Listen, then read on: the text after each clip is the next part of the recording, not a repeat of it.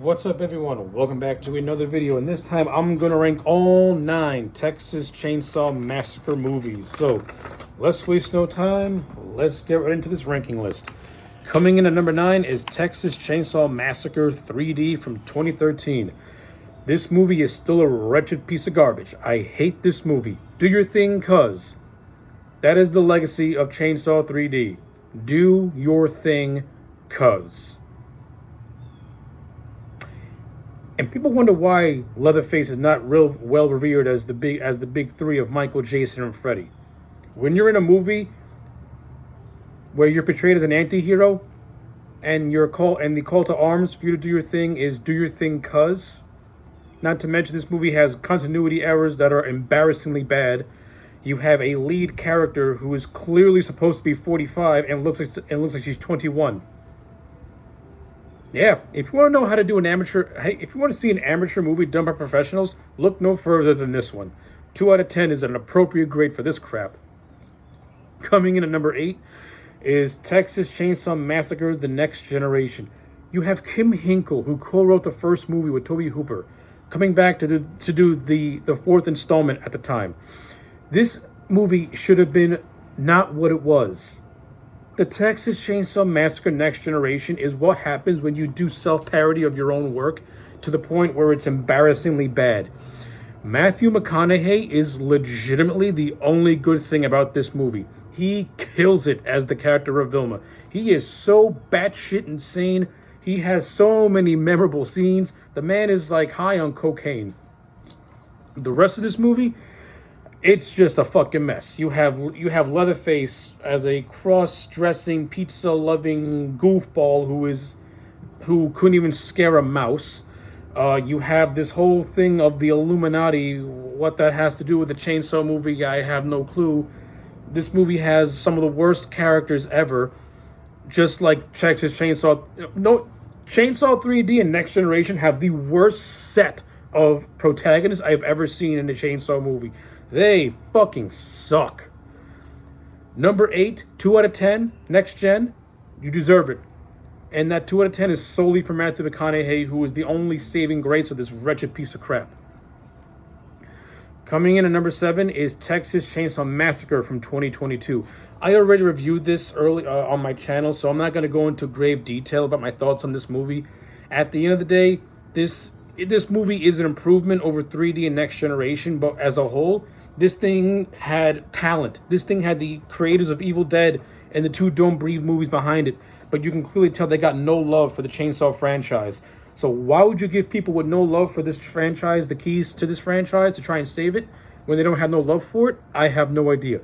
The inclusion of Sally Hardesty was forced beyond belief. The only good scene was the party bus massacre. And that's pretty much it. 3 out of 10 for Texas Chainsaw Massacre 2022. My thoughts on it have not changed at all, and they never will change. Coming in at number 6 is Leatherface from 2015. So I actually don't mind Leatherface, this prequel movie, which takes place in the same continuity of Chainsaw 3D.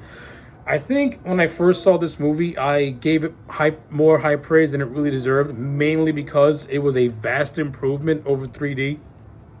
But the more I really let it sink in, and I let the 2 viewings really run in my head together, I mean, this movie is not that great. It's not horrendously bad, but it's not that great. I don't like how it portrays certain members of the Chainsaw family, but particularly that of Drayton Sawyer. I mean, if you watch the original Chainsaw movie and Chainsaw 2 to an extent, I mean, yeah, Drayton Sawyer is crazy, but he doesn't kill people for sport. He kills them because because of survival for his family. This movie portrays Drayton Sawyer as just a cackling, maniacal villain, and I don't like that. You know, Drayton Sawyer has more of a twisted morale to him, and the Leatherface movie didn't even do that. Not to mention Drayton Sawyer is not in the movie a lot, but just for the handful of scenes that he's in, it does not feel like Drayton Sawyer at all. This movie acting like who's it gonna be? Who turns to Leatherface? It mean for the longest time it creates this red herring of this heavyset kid who's gonna be Leatherface, but you can clearly tell that it's somebody else who's Leatherface. I mean, it's right in front of your face. But this movie does a bad job at hiding the fact, and it tries to create all these red herrings, and you're just like, okay, this is all forced. But I would say this though, Lily Taylor as Lily Taylor is really good in this movie. Stephen Dorff, even though I think his opinions on films are very questionable, he's really good in this movie. The directing duo who directed this thing, they did a decent job. This movie does have some good suspense to it. It does have some good visuals to it. The special effects do look cool. You do get some good visceral scenes to it. But the story, the story concept, I think is interesting. But the execution is way off. And like I said, I think I gave it more praise than it really deserved. But for what it is, it's better than 3D, and that's the highest praise I can give it. A 5 out of 10 in a revision of a revisionist review is a 5 out of 10 for Leatherface 2017. It's not the 6.5 that I originally given it. When I look back on it some more, it's still not that bad, but it ain't that great either. Coming in at number 5 is Texas Chainsaw Massacre 3, Leatherface from 1990. Yeah, this franchise has had a history of horrible subtitles. I like Texas Chainsaw Massacre 3. I have a soft spot for this movie. You got Ken Foray as Benny the Badass. You have R.A. Milhaoff as a really good Leatherface who acts like this rebellious teenager in a way. You have Viggo Mortensen as Tex. You have Joe Unger as the Tinker. You have Tom Everett as Alfredo. These are like, not much Tex, but no, Tex is cool. But Tinker and Alfredo are probably my two favorites of the Sawyer families of the Sawyer family characters not named Leatherface. This movie is a lot of fun. It's not a great chainsaw movie. I appreciate Jeff Burr for trying to go back to the horrific campy tone of the first Chainsaw movie, where it kind of dialed down on the where he tried to dial down more on the humor and dial up on the horror and the suspense.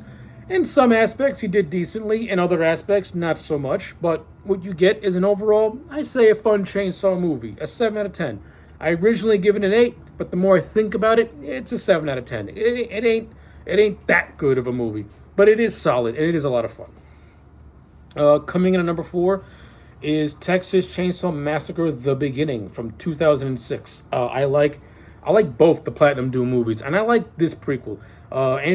This was Andrew Bernarski's second portrayal as the character of Leatherface, and I like how he plays the character as more vicious in this movie, like more savage in this movie, for lack of a better term. Arlie Ermey, who reprises his role as Sheriff Hoyt, I like seeing the origins of how he became Sheriff Hoyt, and I think Arlie Ermey in the prequel gives a fucking outstanding performance in the prequel. He was great in the remake, but in the prequel, you really get the sheriff basically becomes Drayton Sawyer. You know, the head of this family, he has the same characteristics of Drayton Sawyer in this prequel. And it kind of makes me wonder, you know, what would have happened if we had more of that in the remake. I think his portrayal in the remake could have been so much better if this would have came out first. That's just me personally. But overall, I think The Beginning has a nice grimy, gritty look to it. The kills are very vicious. The characters are not too bad. They're not great either. But I enjoyed it for the most part. Coming in at number 3 is the Texas Chainsaw Massacre 2003 remake. I like this remake. This is the first Chainsaw movie I ever saw in theaters. I liked it then, and I like it now. I think Marcus Nispel did a really good job at not trying to emulate the style of Tobe Hooper. Marcus Nispel knew that he was never going to duplicate what Tobe Hooper did in 1974. That's just an impossible task. So he took the route of doing something a little bit different, where Tobe Hooper was more of this, grimy documentarian style type of movie. Marcus Nispel did a more stylish and stylized Chainsaw movie, and it looks great. He got Daniel Pearl to do the cinematography. Daniel Pearl done the first movie for this one. You got a decent cast of characters, and you have Bernarski's first portrayal of Leatherface, where in this movie he's kind of a mix of he's a mix of Gunnar Hansen and Ari Mihailov in a way, but he still puts his own spin on it, and I like it. I like the remake of Texas Chainsaw Massacre. I think it's pretty good. I give it an 8 out of 10. Now, my final two are gonna stir up some controversy. I know for a fact, and we all know which two are coming up. But and my number and yeah, I'm just gonna say the original Chainsaw movie is my second favorite of the series. I'm sorry. It is. It really, really is. And that's not to take away from the historical impact of that first movie. The first Texas Chainsaw Massacre movie to me has gotten. I think people overrate it way too much. And I think in my initial review, I overrated it way too much. Like, I truly think I overrated this movie more than I should have and I think I was just playing to the fact that, oh, I don't want, I think I was just playing up to the history of it pretty much. Is the 1974 Tobe Hooper classic an important piece of horror cinema? Absolutely. It set the rules. It broke down barriers. But with that being said, this is not a perfect movie. It's not a perfect movie whatsoever. You know, the cast of characters, they're not that great. Sally Hardesty as a final girl, she ain't that great. She's not a fighter in the sense that Laurie Strode was a fighter. You know, Laurie Strode, when she was being pursued by Michael, she at least was able to, like, incapacitate Michael on more than one occasion. Sally Hardesty survives by pure dumb luck. That is not the markings of a good final girl to me, where you barely put up a fight and you barely escape by the skin of your teeth. You don't put up a fight.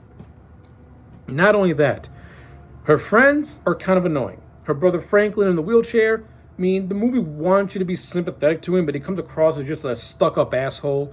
And her three friends, they're nothing really to write about, though they do have some iconic death scenes. Well, I'm never going to take away from that. Gunnar Hansen's portrayal as Leatherface is awesome. Jim Cito and Edward Neal as, you know, the cook and the hitcher are classic characters. Like I said, the overall aesthetic of this movie is good, but what this movie lacks is actually a good foil for Leatherface.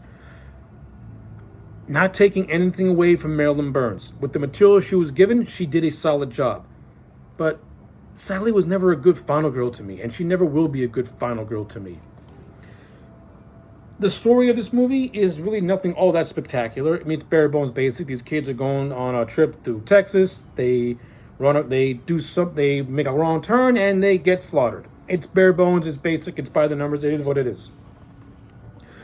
But when you actually break this movie down, when you take away, you know, Tobe Hooper's direction and the production design by Robert Burns and the character of Leatherface, you don't really have a movie that's all that fantastic.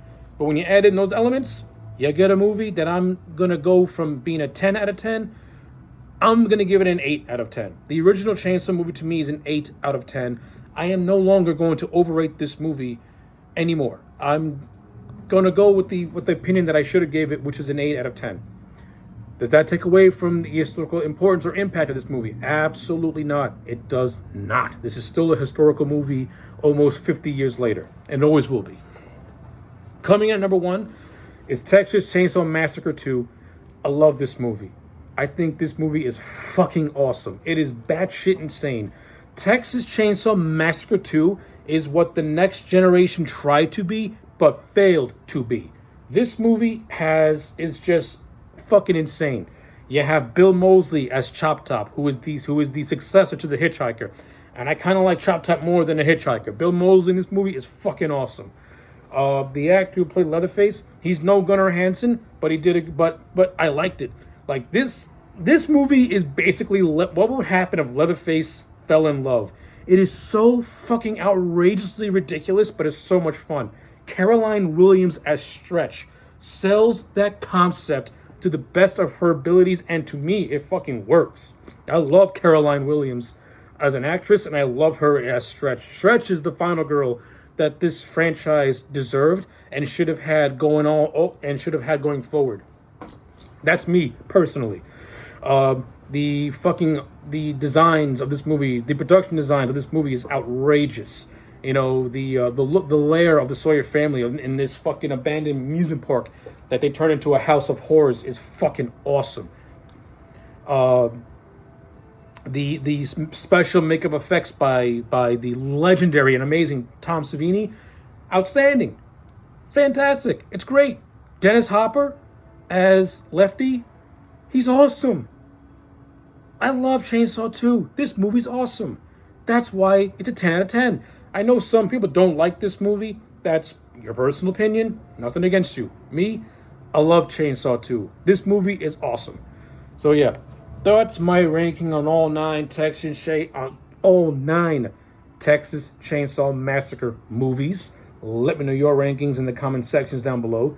Like the video and subscribe, and I'll check you back next time for more.